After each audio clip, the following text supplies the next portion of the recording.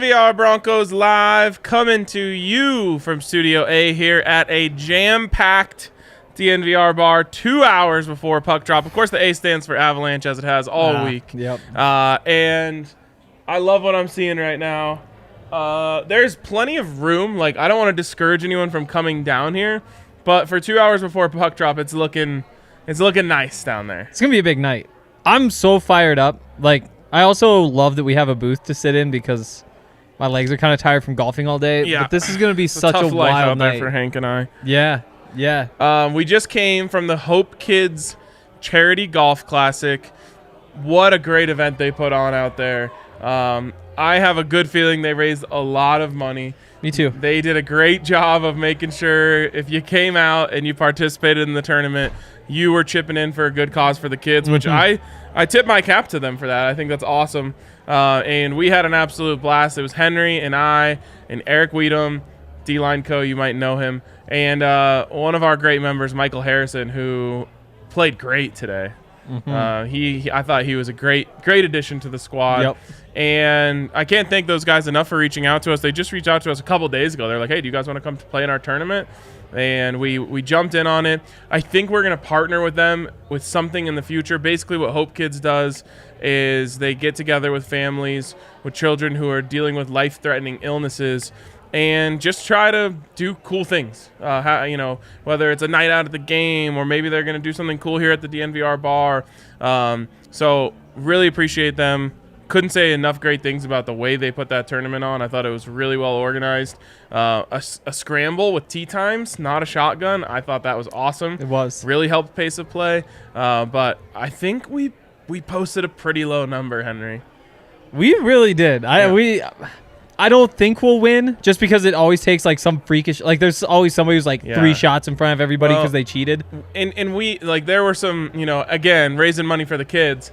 There were some, like, if you paid like $1,000 on one of the holes, you could get a 1 on a par 5. Like, we don't have it like that. So we can't do those sorts of things. I'm sure someone out there did. The question is, are they rich and good at golf? The problem is usually those two things go together really well. They are correlated. We did so much to help those kids today, Ryan. We honestly did. We really did. We stretched ourselves pretty thin out there. We did. But, I mean, it was a good day. Yeah. Got a couple free drinks. Got breakfast burrito and lunch. Awesome. 2 cookies. Great stuff. So thanks again to Hope Kids. Okay. Our topic today is not the Colorado Avalanche, as tempting as that may be. So tempting. We might talk a little bit about it. But one thing we haven't talked about yet on this podcast is who is going to be the tacklesman of this defense. You know, like that term? I think we can do better. It's like a marksman. It's in a way, except marksman like is What dope. do you call like the Cowboys who a wrangler? Yeah. Is that what that is? Josey's kind of a wrangler. He kind of is a wrangler. He's got some wrangler vibes. He's also an angler. I think that's a term for someone who goes fishing. That is, Did you see? Like the other day, he posted a picture. I think it was a muskie that was like this big. See, I mean, that's it. When you're a pro athlete, like if you go fishing, somebody's going to take you to catch the biggest fish.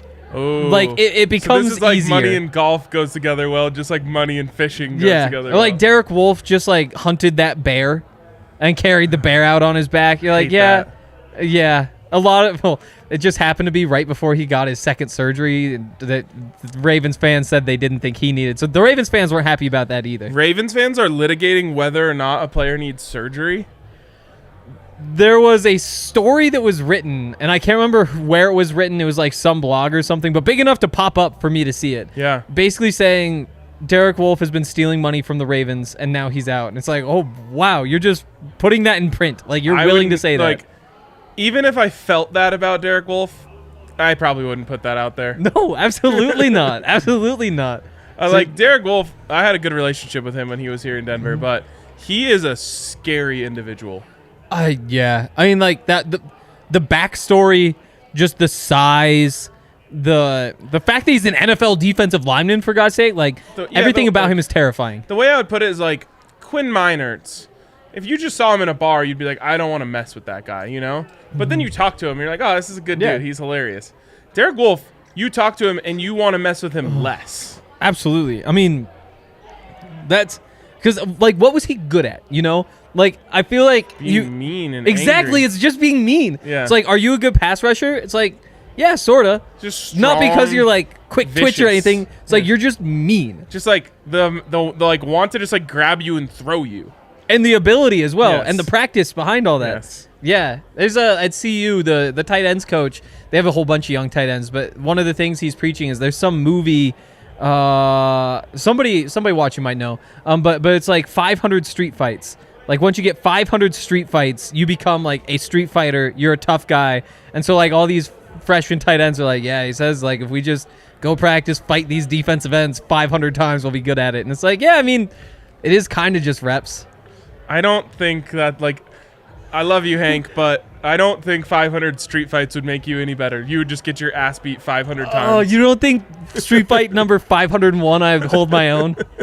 if it just, like, the people I imagine getting in street fights, like, no matter your practice, I just don't think you're beating them. Wait, we did a TikTok at DNVR once at who you would want to take in a fight to back you up in a street fight. Yeah. And Hank, unsurprisingly, got a mention. Let's go. From who?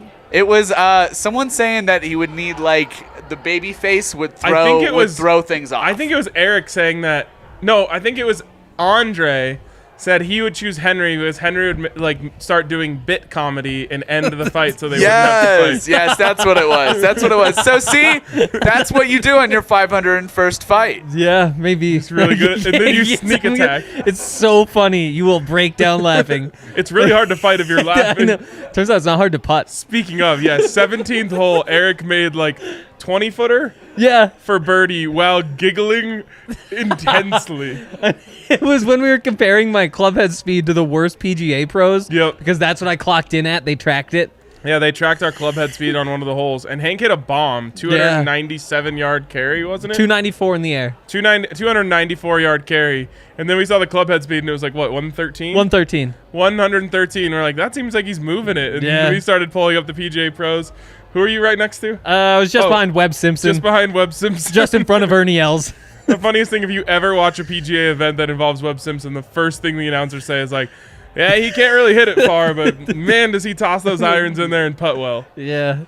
Yeah, we really got Eric going on that one. But see, that maybe that would be a good move. That's not what Derek Wolfe does. No, Derek Wolfe just beats your ass. Yeah.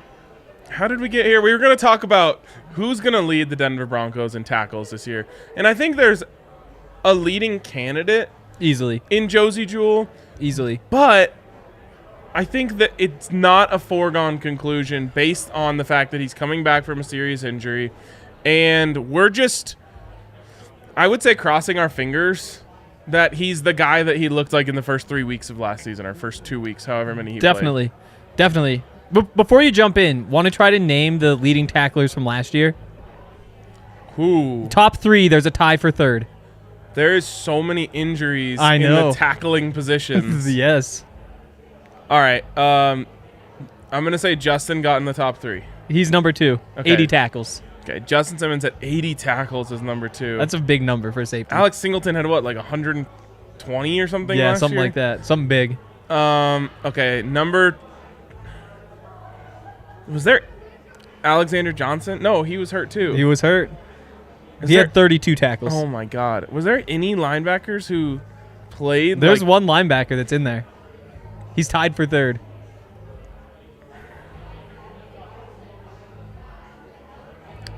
Jonas Griffith? No. Where was...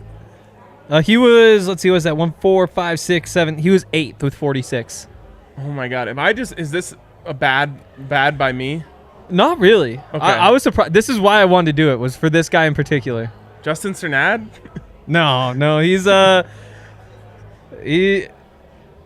Yeah, okay. You can stop scrolling. Okay. Who else played a bunch of snaps? I'm blanking entirely. Number 1, Kareem Jackson. Okay, well, I wasn't talking number 1. Oh my God. I thought we were talking number 3. You Okay. said there was a linebacker in the top 3, so I was trying to get that. Well, I think I would have guessed Kareem after we eliminated whoever this was. Who is the third? Baron Browning. Oh, okay, that's on me. Yeah. But still, like, I wouldn't have thought he would have gotten into the top 3. Like, it didn't seem like he was doing that much. Yeah, that's true. It's true. Tied with Pat Surtain. That's not good. No, it isn't. Only one tackle for loss. Yeah, it's not good at all. It's not good. I'm proud of him. What did he have? 58, I think. That's a lot, man. Yeah. And I don't feel like a lot of those. Maybe a lot of that is just him allowing a short catch in front of him and just not giving up anything more. I think so. He wasn't like chasing people down ever. No. Behind him, Ronald Darby with 53, then Kyle Fuller with 51. So Baron Browning is the highest linebacker. Yeah. Does he have any case? We don't even know where he's playing. I mean, they keep telling us he's playing outside. Yeah. And then they're like comparing him to Von Miller. And that's the thing, though, is like it's this weird. Baron Browning is a good football player. We know he's a good inside linebacker. They say he's a great outside linebacker, so they want to play him outside. As a great outside linebacker, like, is it even worth it? Especially if you're taking those snaps from Nick Bonito, if it is worth it to move him out there. Like, it's such a strange conversation. Like, do we play him where he's at his best and try to develop him, or do we just give him a better chance to get out on the field? I mean, the positional value of a very good pass rusher is so much better than a very good inside linebacker that if they're really convinced about this and they're right, yeah, they make the right move by having Baron Browning be an outside linebacker. But remember, it is such a crowded room where you also just use your top draft pick and your top free agent acquisition on that position. So, like, in a perfect world, your highest draft pick and your most expensive free agent acquisition pan out, and that's your pass rush duo for the next 3 years. Totally. I mean, you wonder what the snap counts are going to be like, because there's going to be some level of rotation. It seems like Chubb is usually at like 70% of the downs played. So if the thing is, like, you're probably taking Gregory off for the pass rushing downs, giving those to Bonito, if it's Chubb and Bonito, and then maybe in that true 3-4 early downs, you have Baron Browning and Randy Gregory, or Gregory like splitting the pass rushing stuff with Bonito a little bit. I'd love to ask Zach if we've seen Bradley Chubb down at all. Yeah. Could you play Draymond, DJ Jones, and Bradley Chubb with Browning, Gregory, Jonas and Josey? And I would lean toward Gregory with his hand in the dirt over Chubb. But I mean, I could totally be wrong about that too. We just know that he's done that the last couple of years. He has. But he's still excited look at Chubb, and I just feel like he can hold his own. He should be able to. Yeah. Didn't Chubb play D-end in college? He kind of played everything. Like, they lined him up, but he did have his hand in the dirt a lot. Yeah, and coming in, I mean, I thought his best fit would just be as a 4-3 defensive end. Yeah. And they kind of coached him up differently, and I mean, when he's been on the field, it's worked out. That's just such. It's hard to project tackles, especially because you don't gizmate from the outside anyway, and with all those injuries and the rotations, who knows? So let's move on to this question of who is going to lead the Broncos this year. My thing with Josey and why I think it might not be him, or this could be the answer as to why it is going to be him. The question to me is, who is the guy who stays when they go to diamond nickel downs? And I think unless Jonas Griffith shows an extremely high football IQ, I think you probably just stay with Josey because you know that he's not going to make a big mistake. Yep. And you're just like, hey, Josey, we need you to just cover this little area here. Don't guess on anything. Don't make any mistakes. And he ends up being the guy who stays in those passing downs on the field. But Jonas Griffith profiles so perfectly for that role that if he breaks through, then I think he's the one who stays on the field. And I think he's the one who ends up leading the team on tackles. It's really hard. I mean, it seems like in a vacuum, what you'd want to do in just true passing situations is just put the better, more athletic cover linebacker out there. But I mean, we got in the chat the green dot. Like, that is a huge factor. Like, if not in this conversation, because the green dot's going to Justin Simmons. That's good to know. I was just about to say there's one guy who's on the field every play and should be, and that's Justin Simmons. So that makes sense they do that. Like, you worry about the kind of interconnectedness of the front seven and back seven when you give that to a safety. Evero gave it to a safety last year as well. I don't seemed to work out for him. who was even their safety group. I know Weddle came in for the playoffs. I think it was Troy Hill, right? Or is he not? Is he still on the Rams? Man, I don't know. But I do know that that's the way he likes to do it. And yeah, I've always I like that. Justin's gonna have to be very vocal to get essentially get the message to the defensive line. He's gonna have to be coming forward, and whatever. But I think he's the highest IQ on the field. Easily. He's the player who should be on every single down and has been, in years past. And then I thought as soon as I heard that news, that kind of opened the door for me as, they want a little more flexibility with what linebacker they bring out there on third down. And again, it's flexibility, though. It's not like now we get to get Josey off the field. It's the ability to pick and choose in situations or based on matchups. It might be kind of counterintuitive, but when you play the Chiefs, I think it'd be really easy to say, put 4 rushers on the line of scrimmage, put Josey out there as your tackler. That run game's done. And that's 5 players you've used. What run game? Exactly. Exactly. You don't need to commit all that much. That other linebacker cannot even look in the backfield. And then all of a sudden you freed up 6 different people, another linebacker, the safeties, the corners, and they can all just sit back because you have Josey and because he does so much in the running game. And so while it's easy to look at the more passing type situations, now like a 3rd and 14, you don't even have to look at the run game anyway, but on a 2nd and 8, 2nd and 9, it is nice to be able to throw Josey out there and say, okay, handle the run, put Sternad or Jonas Griffith or whoever next to him, Caden Stearns next to him if you want, and we're going to be just fine against the pass and the run. I think there's a lot of options there, and I like that versatility by not having the green dot there. Interesting comment from Jose, who says the top tackler for the Rams was a safety, and 4 out of the top 6 were DBs. Linebacker rotation? They had injuries too, right? Yeah, and that also brings Kareem into the fold for me. Now, it could also be Justin, but I think I can see Evero looking at Kareem as more of a weapon than a traditional safety and just saying, he has so much speed to the ball that you can just put him anywhere. Yep. And let him go wreak havoc. I mean, you could, if you really loved Caden Stearns, you could put Kareem down as the linebacker. Yeah.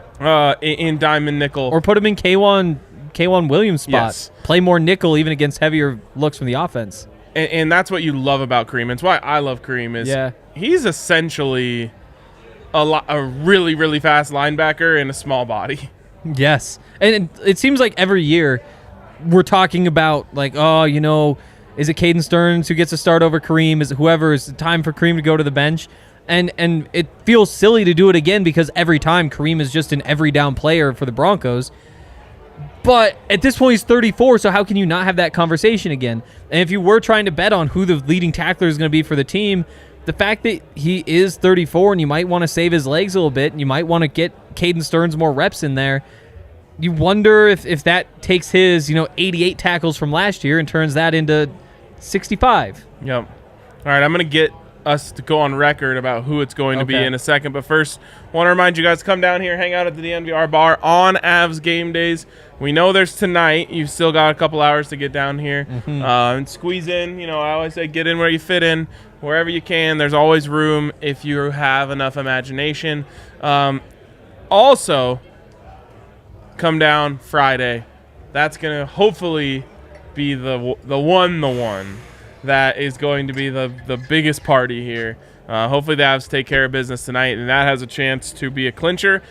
What's crazy is even if they don't win tonight, then that game becomes so important that it's going to be even crazier in here. So I think Friday, if you can't make it down tonight, is going to be an incredible night at the DNVR Bar. And when you come down, make sure you're drinking Breck brews. We've got 8 on tap here. We've also got Good Company hard seltzers, all that other good stuff that you love from Breckenridge Brewery. But when you're a member, you're going to get member-sized Breck brews, 22 ounces for the price of 16. It is a great deal.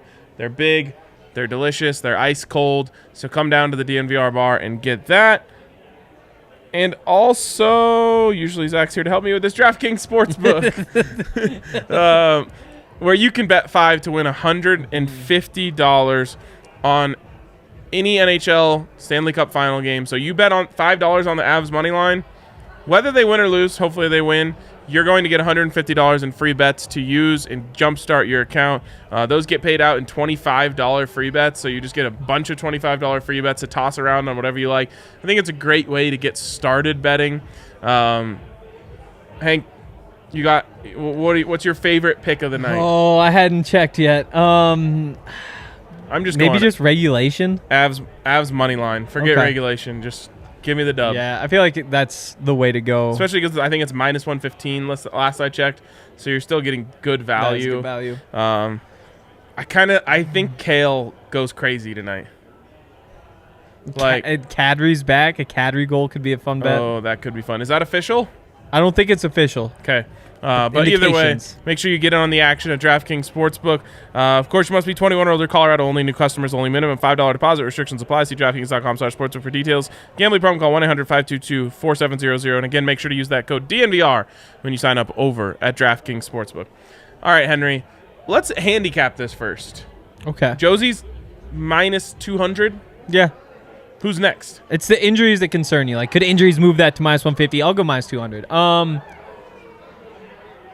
With those concerns that I brought up with Kareem and just like how much is he on the field, I think Justin Simmons might be the next option. I think that's a good bet, but I think that's all the way up like plus 150. Yeah, I think so too. I think that's where the value would be, probably, especially because of Jose's comment about how a safety led them in tackles last year. It's definitely not a bad sign. From there is where it feels like it opens up. Like you could throw Kareem in there. I don't think you could put Caden Stearns in there. I still think there's just too much of a gap there. Like Alex Singleton, could he just wind up being the other linebacker? I think there's a real chance that like maybe we're overvaluing Jonas Griffith a little bit and undervaluing, because I mean, Alex Singleton, Josey Jewell, those are the kinds of linebackers that get undervalued. Tackles. Like outsiders are just like, he's not all that fast. He doesn't do whatever. But then you talk to a football coach, and the football coach is like, oh, yeah, that guy, he gets football. Like, and you wonder if Singleton's out there a bunch. And to be fair, we learned the hard way last season why coaches love those linebackers. Yes. Because you saw, Justin Strnad and Barrington Wade and all these other guys really struggle to be in the right spots. Mm-hmm. It's crazy how Hank, you've been watching CU football. Like, when Nate Landman came off the field, this is a guy who was in the right spot on every play, almost unequivocally. And he gets injured, and you throw anyone in there, and all of a sudden they're in the wrong spot too fast. Yeah. And they're turning their head because the running back's going the other way. So there is a lot of value in linebackers who just know exactly where to be. Totally. And Singleton and Josey are absolutely in that crowd. I think it goes Josey, Justin, Kareem, and then you might have to put you probably have to put Jonas Griffith there, but Singleton's right behind him. Jonas, he's gotten like praise from the coaches, all the stuff that you would point to say he's going to be in there. But Singleton, man, I mean, he led the Eagles in tackles the last 2 years straight. Yeah, oh yeah, easily. The dude is a tackling machine. So if he's on the field, he will be making tackles. Absolutely. I mean, especially, like, again, knock on wood when you say things like this, but if you don't have Josey for whatever portion of the season, Alex Singleton is just a plug-and-play Josey right there. That is very clearly who fits into that role. And, I mean, maybe in that world you look to Alexander Johnson, and I would look at Alexander Johnson in free agency regardless. But when you have somebody, 137 tackles last year, 120 the year before that, like, those are just, you can't compete with those numbers. Yeah, it's hard to rate him so low. Yeah, knowing exactly. That. Exactly. But you would think he has to have an injury to get the playing time, because he's taking it from Josey. So probably. And, I mean, they have so many options that it makes it tough to say who's going to be on the field. I mean, if you play Derrick Henry, do you just show up in a straight 3-4 with Alex Singleton and Josey Jewell in the middle and say, like, we've got buckle down, make this happen? Even against, like, the Colts, a game plan like that might be the way to go.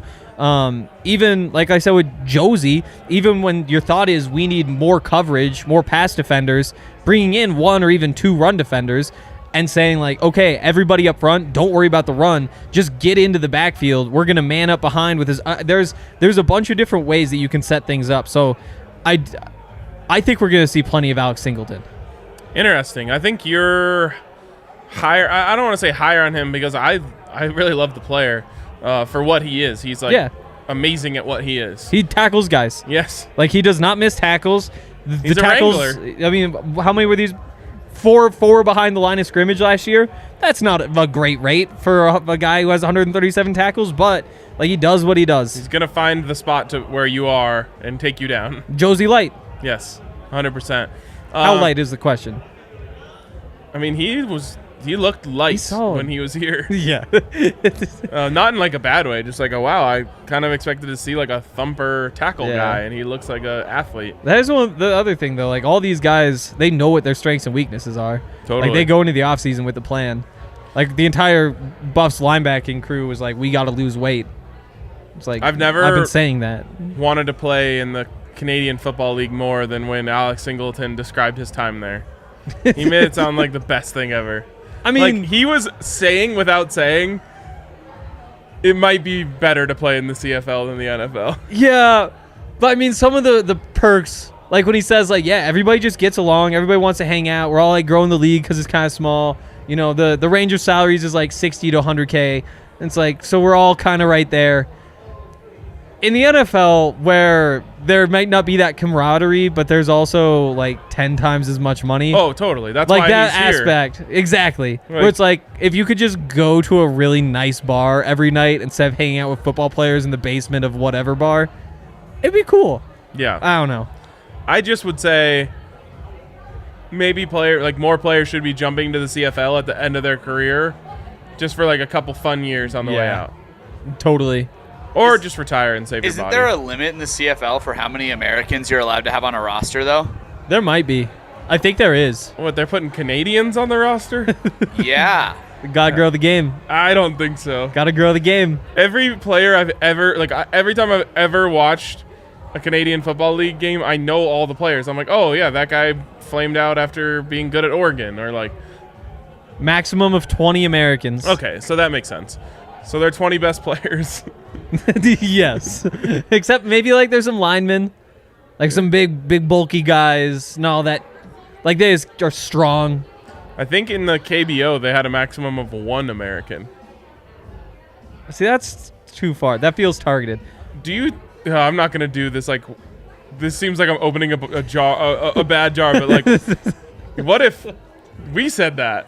Like, you can only have so many Europeans on your basketball team. I have a feeling there'd be a lot of people who'd be very upset. If a rule like that's just what I was pointing. Like, yeah, that's kind of weird. That is fair. Again, though, like with the CFL, it's like, yeah, we gotta give Canadian kids a reason to play the game. Like, you're like, yeah, dude, you have a chance to make a team because they already have their maximum Americans. They have to take some scrubs from. they have to take bad players, so there's a window for you. Saskatchewan scrubs. All right, let's take your pick. Forget about the odds. It's all straight up. Who leads the league? Who leads the team in tackles? I've got to go Josey. Okay, I've got to go Josey. I'm gonna go Justin, and I think it's going to be because of the scheme. Yeah. I think that Evero looks at Justin, gives him the dot, and just says, like, you're the catalyst of this defense. Everything operates around you. Everything is being funneled towards you. Yep. You know, and obviously you're hoping that it's not funneling towards 15 yards downfield, but in the sense of like, you have the freedom to go wherever you want. Yeah, and it really, I mean, with the Vic Fangio defense, all of it is like pack the middle in, bounce all the runs outside, which is better for the safeties. Yeah. And you have like Josey and Singleton who like are good spreading back out there and getting the edge, and that does lead towards safeties making tackles. For sure. So I'm gonna take Justin. I think Justin has a career year this year, leads the team in tackles and interceptions. I think I'm with you. Ronald Darby doesn't really intercept passes. Pat Surtain's not getting thrown at. He's getting thrown at Ever. early. He's getting thrown at early. Why would they do that? I mean, I think in Denver, we look at him and say, that is a Pro Bowl cornerback.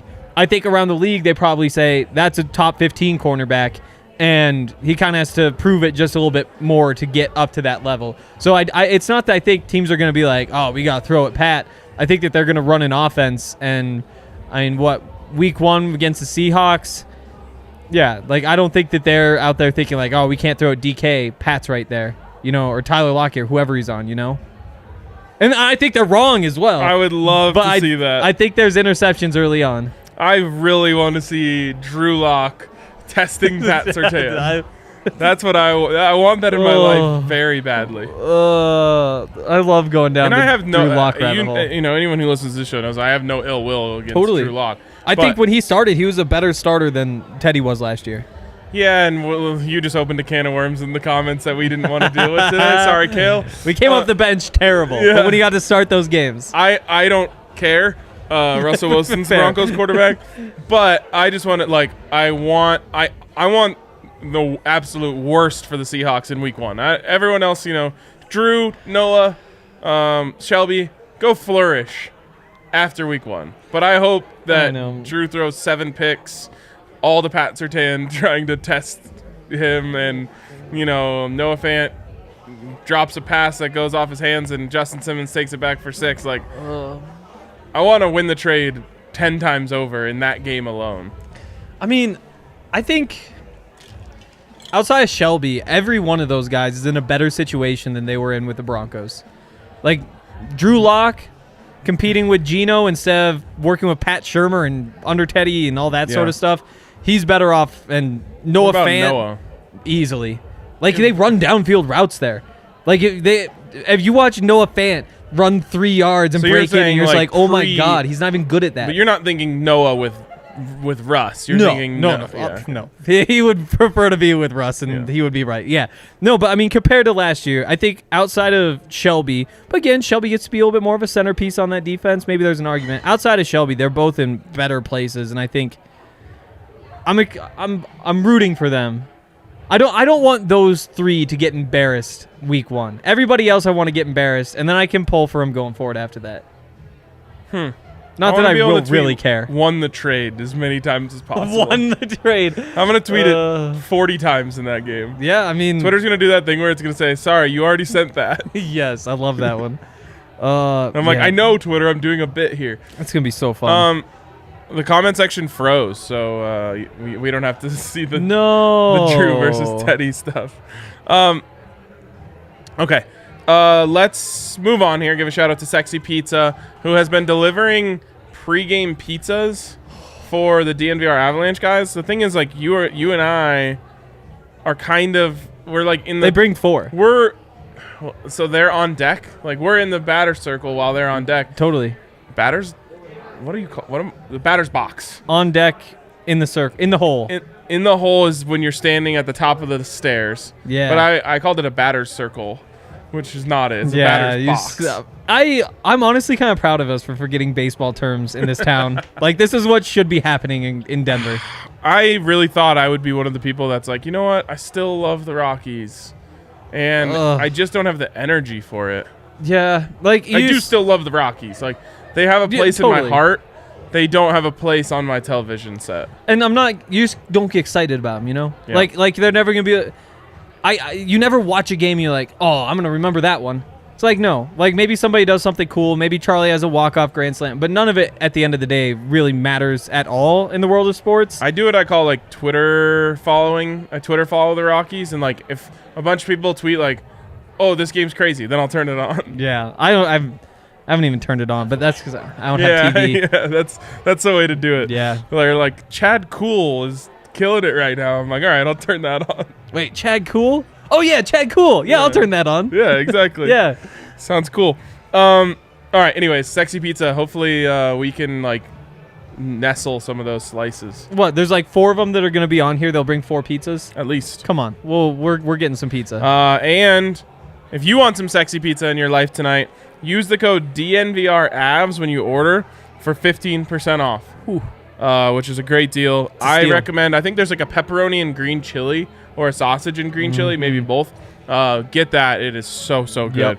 Yep. So check out our friends over at Sexy Pizza and make sure you use that code DNVRAVS for 15% off your pies tonight. All right. No super chats that I know of. So let's jump into the comments from our listeners on the website right now. And give me one sec. It's another one of those things that Zach's really good at. First one comes in from Monster Mayhem. Ooh. Never been a hockey fan in my life, but listening to you guys has opened my eyes to it. Yes. Cheering on the Avs for the remainder and maybe from here on out. Broncos are kings in Denver, but this is definitely a sports town. Hashtag girls before squirrels. We've had a lot of squirrel talk on the pod recently. I've heard. I actually really enjoyed it. Yeah, you're enjoying the squirrel stuff? Yeah, it is crazy though. Like everywhere thinks that they have special squirrels. Like, you know what? You know what the truth is? All squirrels are special. Maybe that's what we found out. All squirrels are special. Yep. But if you go to every college campus in the country, the first week of school, pick up the student newspaper. There will be a story about the squirrels. Like, it's the first thing that happens every year at every student newspaper. It's like, oh, the squirrels are so fat here. Like, you're not going to believe it. Squirrel stories. They're all into the squirrels. And it's every single campus. And I commented this before, but I remember I was down in Minnesota for my sister's graduation. My dad's like, oh, you're not going to believe the squirrels. Everybody talks about the squirrels here. Like, it's like, what school is this? Carleton College. Okay. Yeah, but, like, I just didn't have the heart to tell him, like, no, these are just squirrels. These are just squirrels. Guess why they're here? There's a lot of kids here. Kids make messes. They eat outside and they drop crumbs everywhere. Yeah, it's heaven for squirrels. We get it. It's a college campus. Like, it's. If you're a squirrel, where would you live? Wow. See, the thing is, like, you can't choose a beach. You have fur. Like, you need something like temperate, moderate at least. You know, I think. Maybe Boulder's the spot. Maybe Boulder's squirrel. Boulder's hot now, though. I mean, but it's not bad. Like, it's in the running. Like, you don't want anything up in Minnesota. Madison? Even too cold if you could get just a little bit south of there. Like Stanford. I think the Stanford Squirrels have it going. They do. Beach views, got a nice little breeze, 50 degrees year-round, whatever. I don't know what happens Palo Alto Squirrels are living it up. Yeah. All right. Appreciate you, Monster Mayhem, and go Avs. Also, I think Monster Mayhem, I think that's like a casino game. Oh. I think if you go into like one of those gas station casinos, like it's a Keno game. Really? I think I've won a bunch of money on Monster Mayhem. I'm really anti like slots or anything that involves a computer. Yeah, I mean, and that's totally the right thought to have. But then you start playing and it's like you can get into the bonus and it starts multiplying. You're like, you can win a bunch of money without losing much. Spencer is obsessed with this like big wheel game. And I always tell him what an idiot he is, and then he wins like $1,000, and I'm like, I can't tell him that anymore. Yeah. Next one's from Broncos Only, who says, hi, Zach and RK, or maybe Henry. I've been banking my portion of a communal comment time for a while. This is a concept in my own head to limit sharing drivel to an amount in proportion to my financial contribution to this community. I'm going to spend a month's worth now with 2 quick items. I love this. It's like $9-ish. Yeah. No, less than that, I guess. Like $6 worth. Number 1, I wanted to share that one of my sports attendance Hall of Fame moments was going to Game 3 of the Stanley Cup Finals in 2001 between Colorado and New Jersey. Colorado won the game 3-1 and the series 4-3. I was in New York City already, so the margin it cost me, the price of the ticket, and bus fare. The game featured Ray Bork's final goal of his career. Wow. If that name means anything to you, it was awesome. Yes, that name means a lot to us. It sure does. Number 2, I'm in London, England right now on vacation, and honestly, it sucks.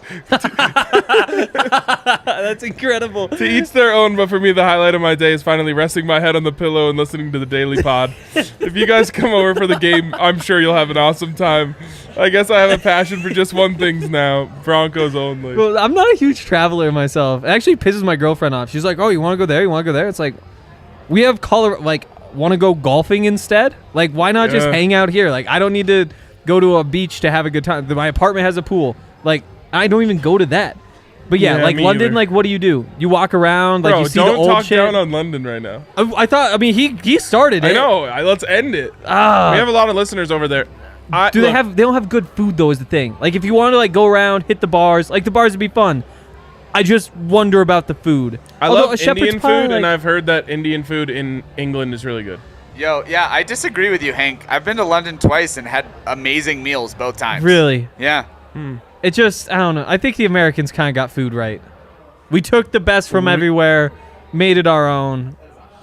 I just went to Domino's 3 days ago. This is the best place in the country. Henry, in the world. Taking food advice from Henry, definitely not a good idea. The grilled cheese at the DNVR I will say, bar. the fact that, like, and maybe this is true of London. I don't know. I've never been to a big city in another country. But like, I love the fact that you could get within 1 mile of here, you could get food from maybe any country in the world. Isn't that nice? It's great. Yeah, I don't know. Like, I'm not anti-London, but I do wonder. Like, I'm really excited to see it. I have no expectations.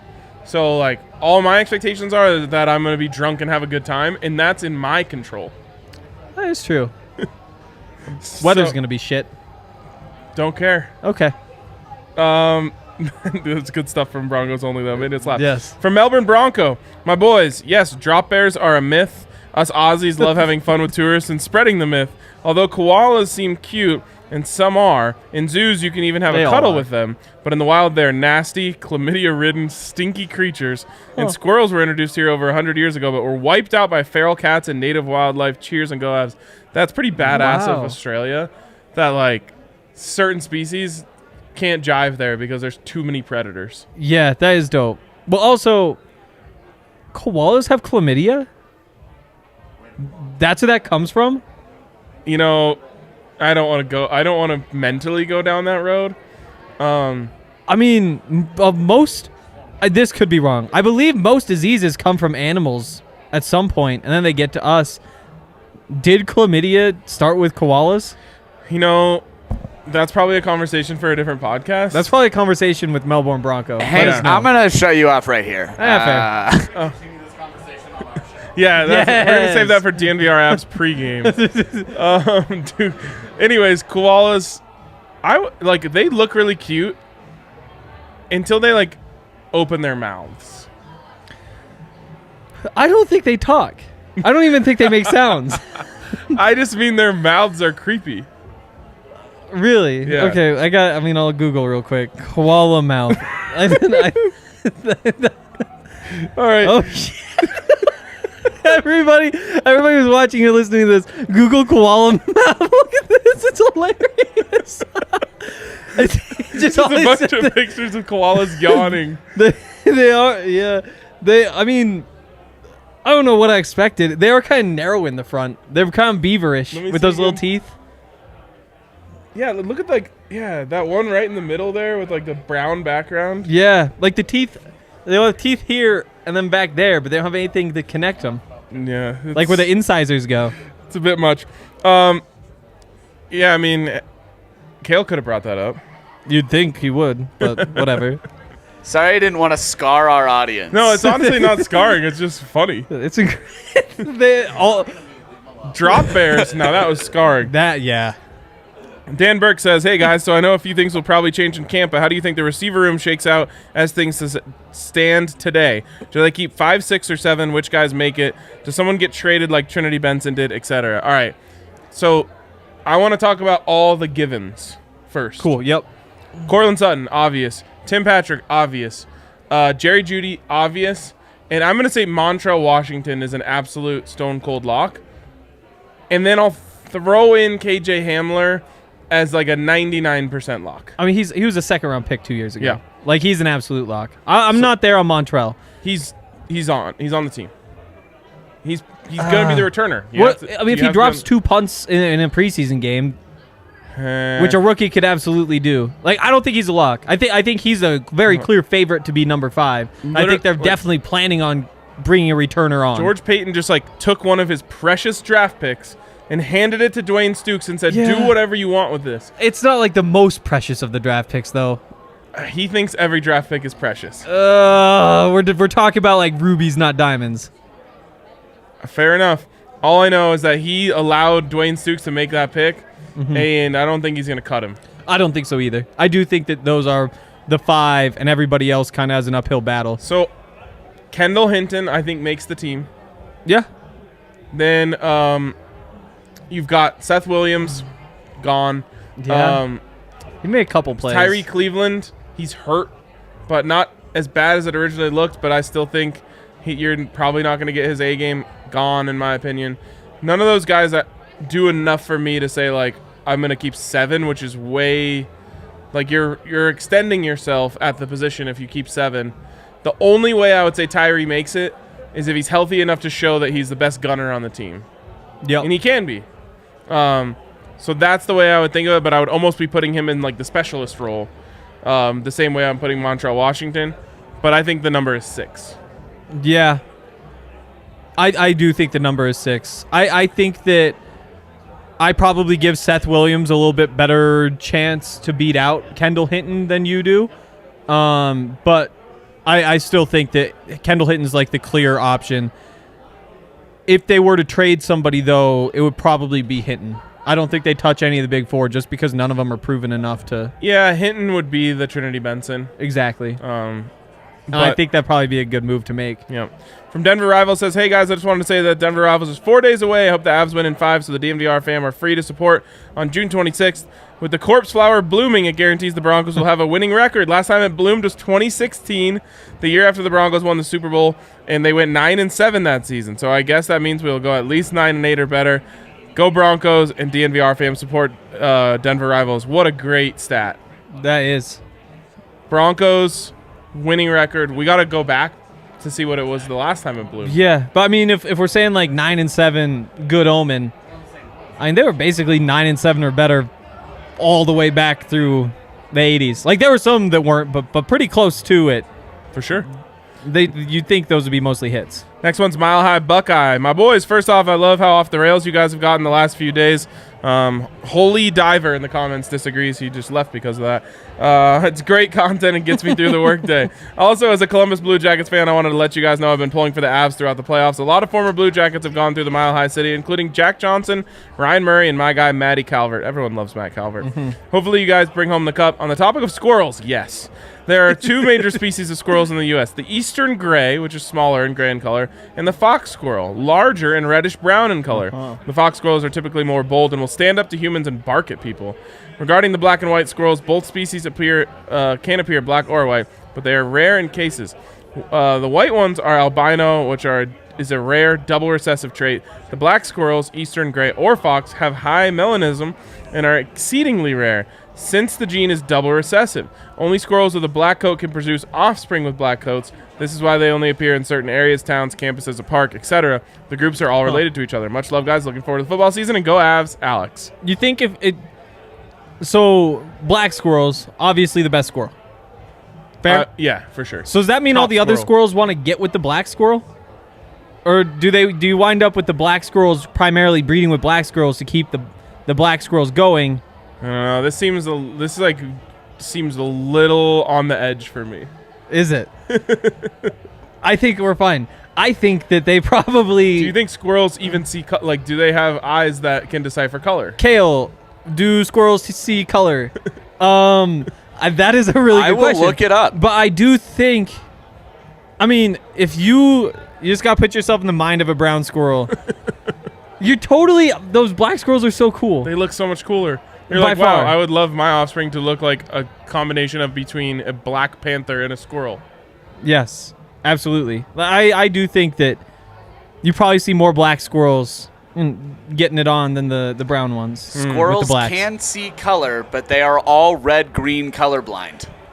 Have you seen? They'll show like So they're not really seeing the reddish brown in the fox squirrels. Interesting, but there's like the color. They'll show you like the color spectrum, but what different animals see. Oh, that. And sounds so it's great. like dogs can only see these colors. The others are just like gray or whatever. I wonder. Those are really cool. I'd love to see a squirrel one, I guess is all I'm saying. Really I'll do that cool. on my own time, though. Vic Lombardi is colorblind, and it's really fun to mess with him about it. Really? Yeah. I'm going to keep that in mind. Yeah, he sometimes goes to the wrong tee boxes. So I've heard. I love that. Virginia Beach Broncos says, over the years, my boys, I have been listening to the DNVR pod and BSN pod. We never know when a classic will drop. What we're referring to as the squirrel episode has now been listened to twice through. When at the end, RK offers, quote, heat as the reason for squirrels' hostile behavior, and Zach immediately says, trying to mate with you. We all lose it. Yeah. Thank you for that. That did give you some images. Gave me some images when I was listening. Caught that one. Yeah. The squirrel episode. The funny thing about those episodes is that turns into Squirrel Week. Totally. It's incredible. Yeah. What a great time for me to be on this show. Because more squirrel talk produces more squirrel comments. Guarantee you there will be more tomorrow. I got Lucia's zoo animal rankings Oh. in terms of favorite to least favorite. it goes monkeys, pretzels, zebras. Okay. She really loves the pretzels there. Wow. That's like, you can maybe think like sloth is the most pretzel-like animal. Whoa. Honestly, maybe a squirrel. Color-wise. Yeah, like that has the color, kind of like a smallish size, like snack size, you know, not like a meal. And then like the way it twists, like I feel like the way I don't know, I'm squirrels thinking move. of like a sloth hanging on like a branch, kind of looking like a pretzel. I was thinking about a sloth hanging on the branch eating a pretzel and started laughing. Oh God, this show's Pretzel-like great. animals. Yeah, I know. I think those are the two. By the way, Lucia is Andre's daughter. If you didn't know who yeah. Hank was talking about there. It's weird how like a brown snake should very easily be the most pretzel-like, but nothing about that feels like a pretzel So true. No pretzel-like qualities. at all. Yeah. Also, are there even like just like a golden brown snake? There's a lot of them. Yeah. Okay. I think rattlesnakes can be brownish. But they have a lot of other patterns. They do. But isn't it wild? Like snakes have those awesome patterns in them, and I'm still just like, nope, all of them should be gone. Yep. Yeah. I don't feel that way about snakes, but I understand why people are freaked out by They're them. gross. They're like one of the most alien-like things. on Yeah. Earth. They're freaky. The way they move is so fascinating and dope to me. Other people, not for them. All right, Ugh. let's probably wrap there. Yeah. Let's leave it at that. Like a pretzel. Yes, let's just wrap that one end over the other. Twist a little bit. Twist Yeah. a little bit. And call that a show for us. This has been fun. Appreciate you guys. Again, shout out to Hope Kids for hosting us out at their golf tournament today. We had an absolute blast. And look out. Hopefully, we're going to come up with a great idea to partner with them and make an awesome event so we can help raise money for them as well. But for today, that's going to wrap it up for us. Stay tuned for the DNVR Avs pregame show coming along here just in about 30 minutes. And come down to the DNVR bar. Go Avs. We'll talk to you tomorrow.